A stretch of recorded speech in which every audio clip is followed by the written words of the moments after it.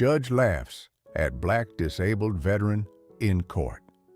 5 minutes later, he's the one in handcuffs.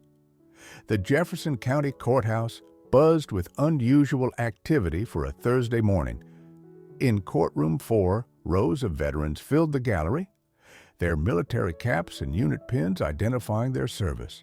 They had come to support the Veterans Memorial Foundation in its final hearing against the city of Riverton, which had reversed its approval for a memorial honoring soldiers lost in post-9/11 conflicts. In the front row sat Darius Cole, the foundation's founder, his prosthetic leg extended slightly into the aisle for comfort. At 35, the former Marine carried himself with quiet dignity. His dark skin contrasted with his crisp white shirt and maroon tie bearing the emblem of the 2nd Battalion, 5th Marines.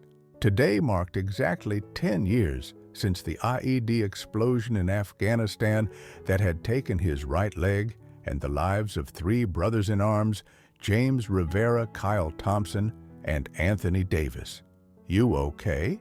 whispered Marcus Washington, who had served in Darius's unit and now sat beside him. "I'm good," Darius replied, though the tightness around his eyes suggested otherwise. "Just want to get this done for them." Judge Gregory Shaw entered, and the bailiff called for all to rise. At 62, Shaw had presided over the county court for nearly 2 decades.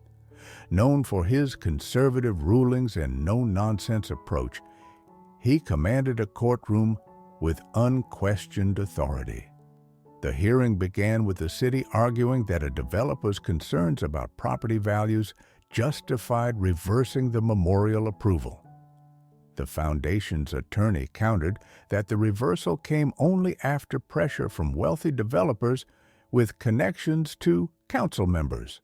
When called to testify, Darius made his way to the witness stand, his prosthetic creating a slight unevenness in his gait.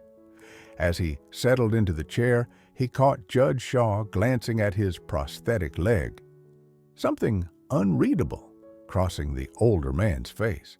"Mr. Cole, could you tell the court why establishing this memorial is important to you personally?" asked Sarah Chen, the foundation's attorney. Darius took a deep breath. 10 years ago today, I was serving as a Marine in Helmand Province. My unit hit an IED. I lost my right leg." He gestured briefly to his prosthetic. 3 of my brothers lost their lives: James Rivera, Kyle Thompson, and Anthony Davis. James and Kyle were from Riverton. We had gone to high school together. As he spoke their names, Darius's voice caught slightly a momentary break in his otherwise steady delivery. From the bench, Judge Shaw made a sound something between a scoff and a sigh, audible enough to carry to the witness stand. "Mr. Cole," he interrupted, "while I appreciate your service, we need to focus on the legal matters at hand, not emotional appeals." A ripple of murmurs ran through the veterans in attendance. Sarah Chen raised an eyebrow, but continued professionally, "Your Honor, Mr. Cole's personal experience is directly relevant to the foundation's standing." "May I proceed?" Judge Shaw waved impatiently. "Continue, but stick to facts pertinent to the land dispute." As Darius continued testifying about the memorial plans, Judge Shaw's attention wandered. He checked his watch twice, and during a detailed explanation of community outreach efforts, he leaned over to his clerk and whispered something that made the young man smile uncomfortably. When the city attorney rose for cross-examination, the atmosphere shifted perceptibly. Harold Bennett was known for his aggressive questioning style. "Mr. Cole," Bennett began, "isn't it true that your foundation has used emotionally charged language in its fundraising, specifically invoking fallen soldiers to generate sympathy and donations?" Before Darius could answer, Sarah Chen objected. "Objection, Your Honor, counsel is impugning the integrity of the witness without basis. Overruled. Judge Shaw replied quickly, "The witness will answer." Darius met Bennett's gaze steadily. "Our foundation honors the memory and sacrifice of those who died serving this country. If speaking truthfully about their service and deaths is emotionally charged, then yes, we've done that, but we've never misrepresented our purpose." Bennett held up a fundraising flyer. "This material describes the proposed memorial as sacred ground." Isn't that an attempt to give your project religious significance to make it harder for the city to oppose? "No, sir," Darius replied calmly. "To those of us who served and to the families of those who didn't come home, the ground where we remember our fallen is sacred, not in a religious sense, but in terms of its profound meaning." At this, Judge Shaw made another audible scoff, this time accompanied by an eye roll visible to much of the courtroom. "Mr. Cole," he said, his tone dripping with condescension, "this is a civil matter about land use, not a Medal of Honor ceremony.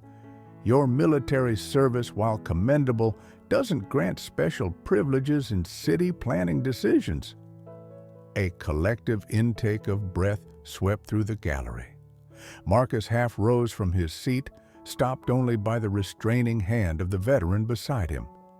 Darius remained perfectly still, his expression unchanged, save for a slight tightening around his eyes. "I understand that, Your Honor," he replied, his voice steady. "I'm simply answering the questions as asked." "Well, answer them without the dramatic pauses and catch in your voice." Judge Shaw continued, seemingly oblivious to the growing tension. "This theatrical display might work for your fundraising events, but it has no place in my courtroom." Before anyone could respond, a sudden commotion erupted from the back. A veteran in a wheelchair had stood up, supported by arm crutches, his face contorted with anger. "How dare you!" he shouted at the judge. "You have no right to speak to him that way. Do you have any idea what men like Darius have sacrificed?" The bailiff moved quickly toward the disruption. Judge Shaw's face darkened as he banged his gavel repeatedly. "Order! I will have order!" He pointed at the man who had shouted, "Bailiff, remove that individual and charge him with contempt." As the bailiff reached the veteran, Darius spoke up, his voice cutting through the chaos with unexpected authority. "Your Honor, please, Staff Sergeant Wilson meant no disrespect. Today is a difficult day for many of us." Judge Shaw turned his glare on Darius. "Are you presuming to tell me how to run my courtroom?" "Mr. Cole." "No, Your Honor, I'm asking for understanding." Something in Darius's dignified composure, the absolute absence of anger, in the face of the judge's hostility, seemed to further irritate Shaw. "Understanding?"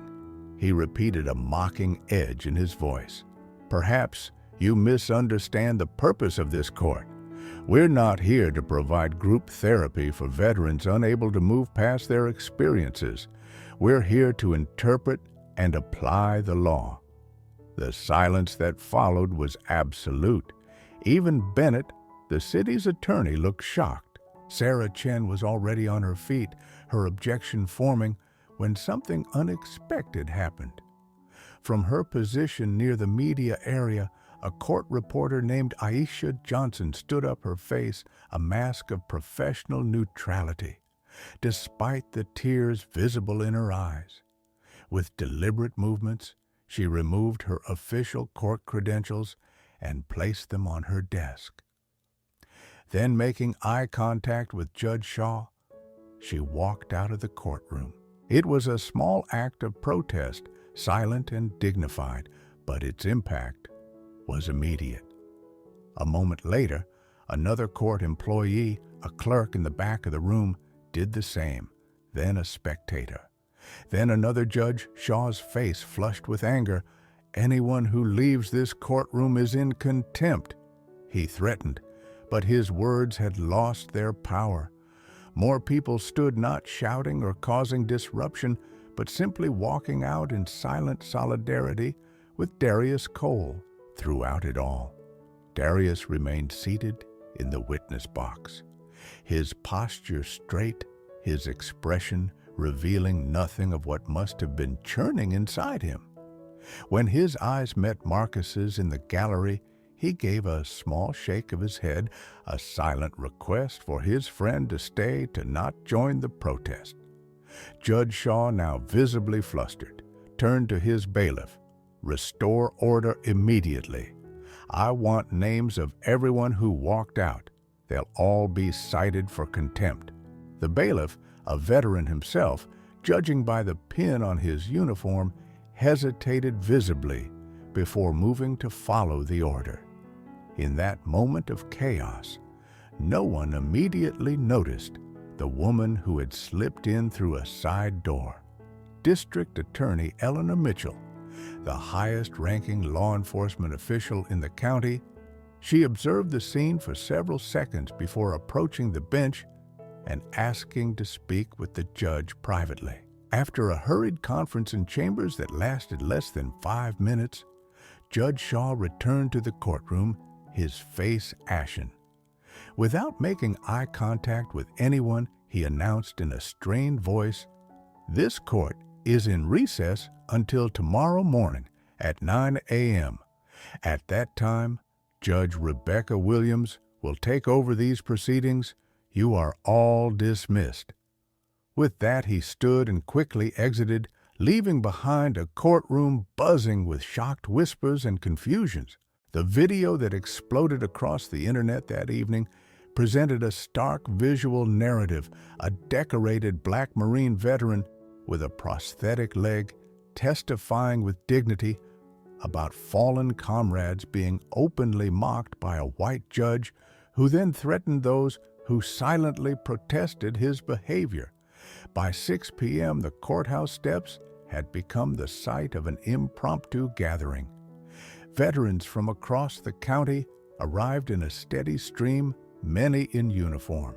They were joined by community members, students from the local university, and growing media presence. The atmosphere was solemn rather than angry, a vigil more than a protest. Darius had not planned to return to the courthouse that evening. After the hearing, he had gone to the cemetery where Kyle Thompson was buried, seeking the quiet communion he often found there, but a series of increasingly urgent text messages from Marcus had drawn him back. As his truck approached the courthouse, Darius was stunned by the scene. Hundreds of people lined the steps and spilled onto the lawn, many holding candles that glowed in the gathering dusk. A path seemed to open naturally as he made his way through the crowd, people stepping aside respectfully. At the top of the steps stood Marcus and Sarah Chen, engaged in conversation with District Attorney Mitchell. When they spotted Darius, relief washed over their faces. "What's happening?" Darius asked, genuinely confused by the gathering scale. "You haven't seen the videos?" Marcus asked incredulously. Darius shook his head. "I turned my phone off at the cemetery." Eleanor Mitchell stepped forward. "Mr. Cole, I'm District Attorney Mitchell. I think we should talk privately before any statements are made." Inside the now empty courthouse in a small conference room, Mitchell explained the situation with the direct approach of a career prosecutor. "Multiple videos of today's hearing have gone viral," she began. "They show Judge Shaw's behavior quite clearly. The governor's office has already called, as has the State Judicial Conduct Board. This has escalated beyond a local incident." Darius absorbed this quietly. "What exactly happened after you spoke with Judge Shaw?" "There are rumors he was removed from the case."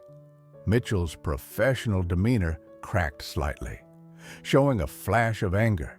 "I informed Judge Shaw that his conduct violated multiple canons of judicial ethics, and that I was initiating formal proceedings for his removal from the bench. I also advised him that continuing to preside over your case would create grounds for immediate appeal of any ruling he made. So he recused himself? Darius concluded, not voluntarily. Mitchell clarified, the chief judge of the district court ordered him removed after reviewing preliminary footage. Judge Williams will take over tomorrow, as announced, and the contempt charges against those who walked out dropped. Mitchell assured him there will be no repercussions for what was clearly a peaceful, dignified protest against judicial misconduct. Sarah Chin, who had joined them, leaned forward. Darius, there's something else you should know.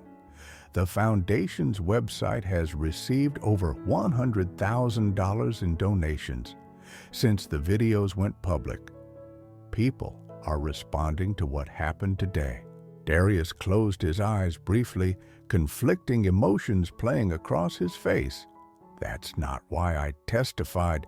This was never supposed to be about me. It's not about you, Marcus countered gently. It's about what you represent. Today, people saw a system disrespect someone who sacrificed for this country. They saw the same dismissive attitude that too many veterans, especially black veterans, face every day. And they saw you respond with dignity instead of anger. District Attorney Mitchell nodded in agreement. Mr. Cole, sometimes an individual case becomes a catalyst for addressing larger issues. How you choose to respond matters not just for your memorial, but potentially for veterans across the country. Before Darius could reply, a knock at the door interrupted them. A young aide entered with a tablet. Ma'am, Judge Shaw just released a statement. Mitchell took the tablet and scanned the text quickly, her expression darkening. She handed the device to Darius.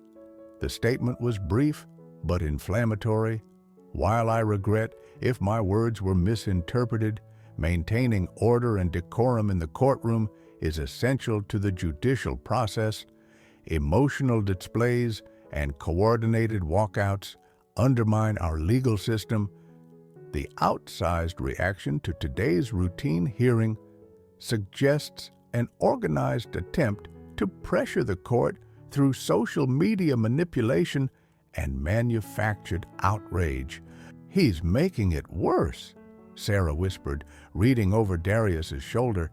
He's scared, Mitchell corrected. He's trying to reframe the narrative before the Judicial Conduct Board meets. It won't work. The videos are too clear. Darius handed the tablet back, his decision made. I need to make a statement of my own, not to attack Judge Shaw, but to refocus attention on what actually matters. Which is? Mitchell asked, studying him closely. Remembering the fallen? Darius replied simply, that's all this has ever been about. Outside, the crowd had continued to grow, now numbering well over 1,000 people.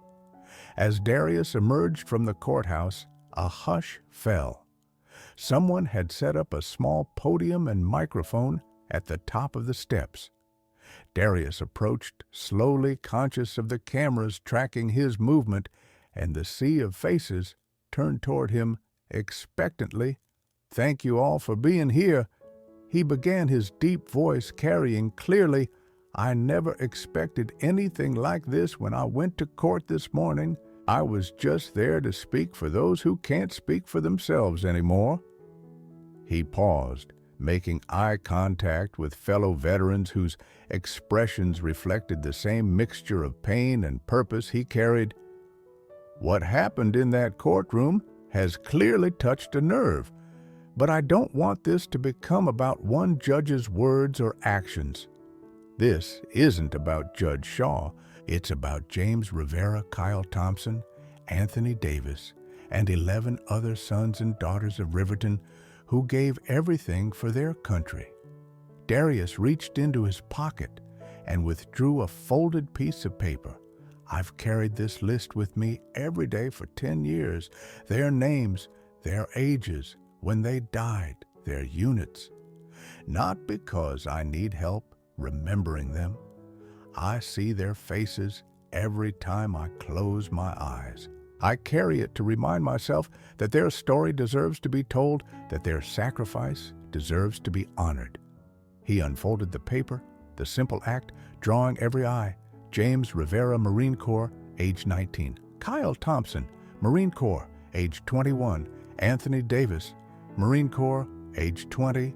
Rebecca Martinez, Army, age 22. As Darius read each name, followed by a moment of silence, the power of the simple recitation brought tears to many eyes. There was no political statement, no call for action against Judge Shaw, just the solemn remembrance of 14 young lives cut short in service. When he finished reading the names, Darius looked up, his eyes bright with unshed tears. He made no attempt to hide. This is why we need the memorial.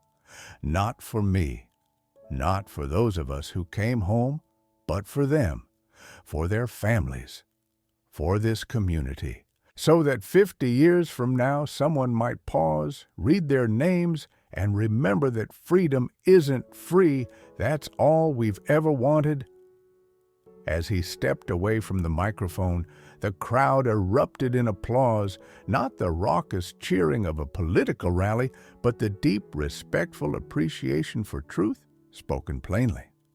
In that moment, the narrative shifted decisively away from outrage at judicial misconduct toward the higher purpose Darius had articulated. Unknown to anyone present among those watching the live stream was Judge Gregory Shaw himself, alone in his home office, a glass of bourbon untouched before him, as he watched the man he had mocked demonstrate a moral authority he himself had never achieved despite decades on the bench.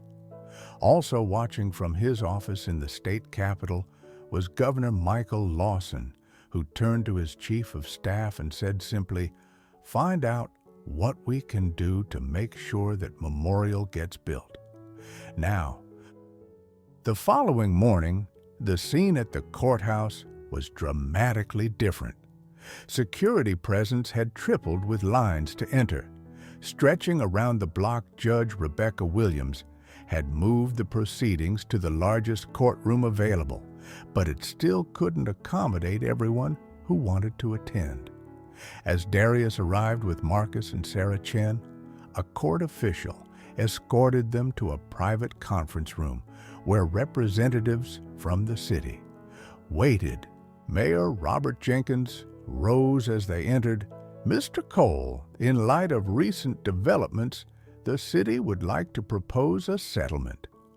Over the next 30 minutes, the mayor outlined a proposal that exceeded what the Veterans Memorial Foundation had originally requested. The city would not only reapprove the memorial at Lakeside Park, but would increase the allocated space, contribute $250,000 in municipal funds toward construction, and establish an annual maintenance endowment. In addition, Mayor Jenkins continued, visibly uncomfortable, "The City Council wishes to issue a formal apology for the delays and obstacles placed in the path of this project. We recognize that our handling of this matter has caused pain to veterans and their families." When he finished speaking, Darius turned to Sarah. Thoughts. The attorney's expression was professionally neutral, but satisfaction gleamed in her eyes. "The terms are extremely favorable, more than we expected to achieve, even with a ruling. I would recommend acceptance." Darius nodded slowly, then addressed the mayor directly. "The foundation accepts your proposal with one additional request. I want written confirmation that the developer who originally objected has withdrawn all opposition. I don't want to risk future challenges after construction begins." Mayor Jenkins cleared his throat uncomfortably. "Actually, Riverton Development Partners contacted my office first thing this morning. They're offering to donate an additional parcel of land adjacent to the park to expand the memorial site, and they've committed $100,000 to the project." Marcus couldn't suppress a bitter laugh. Amazing how quickly priorities change when the cameras are rolling. "It doesn't matter why they changed their minds," Darius said quietly. "What matters is that the memorial will be built. That's all I've cared about from the beginning." 3 months later, on a bitterly cold January morning, Darius stood at the construction site that would soon become the Riverton Veterans Memorial. Despite the freezing temperature, he felt a warmth spreading through him as he watched workers positioning the first of the stone panels that would bear the names of the fallen. The project was proceeding ahead of schedule, fueled by donations that had far exceeded the foundation's original goals and by the enthusiastic support of local construction companies, many of which had offered services at reduced rates or pro bono. If progress continued at the current pace, the memorial would be completed by spring, allowing for a dedication ceremony on Memorial Day. Marcus joined him at the site, stamping his feet against the cold as they observed the careful positioning of the stone panel. "They're doing good work," he commented, his breath forming clouds in the frigid air. Darius nodded satisfaction, evident in his expression. "Better than I imagined when we started planning this 3 years ago."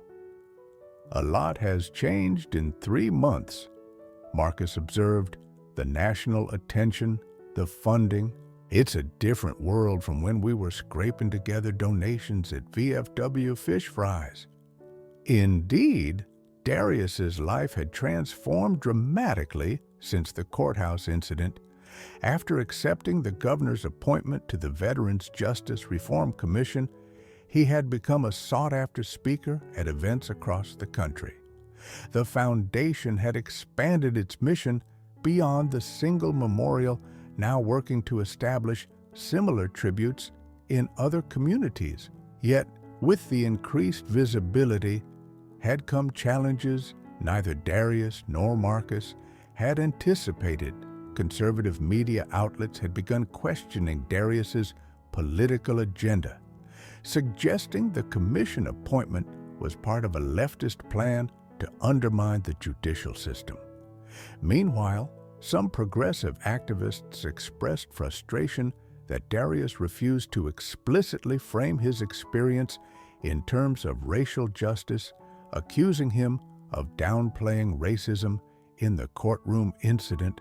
The pressure to align with one political narrative or another had been intense, but Darius had maintained his focus on the memorial and on practical reforms that would benefit veterans regardless of political affiliations. This steadfast refusal to be co-opted by either side had only increased his moral authority among veterans themselves. As Darius and Marcus were preparing to leave the construction site, a black SUV pulled up, and District Attorney Eleanor Mitchell emerged. "Mr. Cole," she called, approaching with quick steps despite the icy ground. "I thought you'd want to hear this directly from me. The Judicial Conduct Board has reached its decision regarding Judge Shaw." Darius tensed slightly. The investigation had dragged on longer than anyone expected, with Shaw fighting vigorously against potential removal from the bench. "What's the verdict? 6-month suspension without pay, mandatory sensitivity training, and probationary status for 2 years upon return to the bench," Mitchell reported. They stopped short of removal, citing his long service record and the fact that this was his first formal complaint. Darius absorbed this information silently, his expression revealing nothing of his thoughts on whether the punishment was adequate. "There's more," Mitchell continued. "As part of the settlement, Judge Shaw has agreed to make a public apology at the memorial dedication ceremony. If the foundation approves, he's also committed to performing 200 hours of community service with veterans organizations." "That's his choice," Darius replied evenly. "But I'm not interested in public spectacles of contrition. The dedication should honor the fallen, not rehash courthouse drama." Mitchell studied him carefully. "You know, most people in your position would want to see him suffer more consequences. Public humiliation, career destruction, revenge for what he did. I didn't go to that courtroom seeking justice for myself," Darius said quietly. "I went seeking justice for James Kyle Anthony and the others. That hasn't changed." As Mitchell departed, Marcus gave voice to what many were thinking: "You're being too easy on him. What he did came from somewhere deep. That kind of contempt doesn't form overnight." "Probably not," Darius acknowledged, "but destroying his career doesn't advance what I care about. It just creates another angry, bitter man in the world." He turned back to watch the workers positioning the stone panel, his focus returning to the memorial that had always been his primary concern. The months leading up to the memorial dedication were filled with both progress and tension. The Veterans Justice Reform Commission had become increasingly divided along political lines, with Senator James Harrison and his allies pushing for recommendations that explicitly addressed racial disparities in the justice system, while other commissioners advocated for a more neutral approach focused on veterans as a whole. 3 days before the scheduled dedication ceremony, Darius visited the nearly completed memorial alone in the quiet evening hours after the construction crews had departed. As he traced his fingers over Kyle Thompson's name engraved in the cool stone, a sense of fulfillment washed over him. Whatever else had happened, the political complications, the media attention, the ongoing debates about justice and recognition, this tangible tribute to his fallen brothers and sisters represented the fulfillment of the promise he had made. The sound of footsteps interrupted his reverie. Turning, he was surprised to see Eleanor Mitchell approaching a folder tucked under her arm and concern evident in her expression. "Mr. Cole, I apologize for interrupting your private moment," she began, "but there's a situation developing that you need to be aware of." She handed him the folder, which contained printed copies of emails between Senator Harrison and several progressive advocacy groups. The correspondence outlined a plan to use the memorial dedication ceremony as a platform for a major announcement about racial disparities in the justice system, complete with statistics specifically highlighting Judge Shaw's record of harsher sentences for defendants of color. These were leaked to my office by a staffer concerned about the potential hijacking of the event.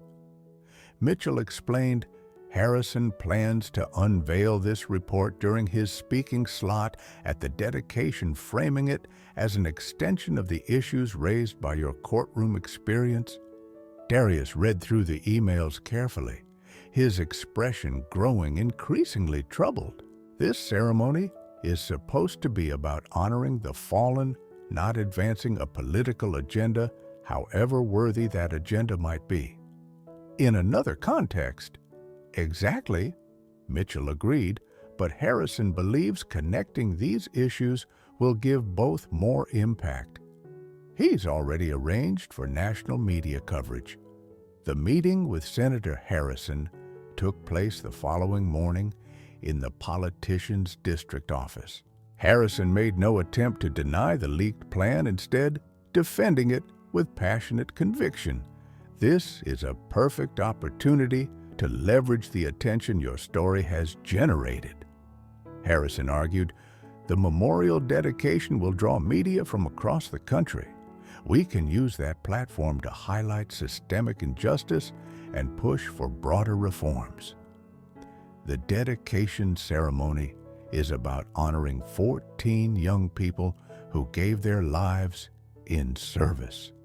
Darius countered, his voice steady but firm. Their families will be present. This day should be about them, not about political messaging, however important. Harrison leaned forward, frustration evident. With respect, Mr. Cole, you're missing the bigger picture. The individual injustice you experienced connects to broader patterns that affect thousands of veterans, particularly veterans of color. I understand the importance of that work, Darius acknowledged, but there are appropriate venues for that discussion, and the memorial dedication isn't one of them. By evening, news of the program change had leaked to local media, generating speculation about political tensions behind the scenes. Several outlets reached out to Darius for comment, but he declined all interviews, focusing instead on final preparations for the ceremony and personal calls to family members of the fallen. Memorial Day dawned clear and warm. By mid-morning, the area surrounding the new memorial was filled with hundreds of people, veterans in uniform or wearing service insignia, families with children waving small American flags, community members who had supported the project, and a significant media presence positioned discreetly at the perimeter. At precisely 10:00 a.m., Darius stepped to the podium positioned before the memorial wall, surveying the gathered crowd with a mixture of gratitude and solemnity. Despite Harrison's threats, both the governor and the senator were present, seated in the front row alongside other dignitaries. Welcome to the dedication of the Riverton Veterans Memorial. Darius began, his deep voice carrying clearly, today, we fulfill a promise made to 14 brave men and women who gave everything for their country. We promised they would not be forgotten. This memorial ensures that promise will be kept for generations to come. He gestured to the stone wall behind him, where the morning sun illuminated the engraved names. Each name represents not just a soldier, sailor, airman, or Marine who died in service, but a child who will never return, to parents who wait, a parent who left children behind, a future that will never be realized.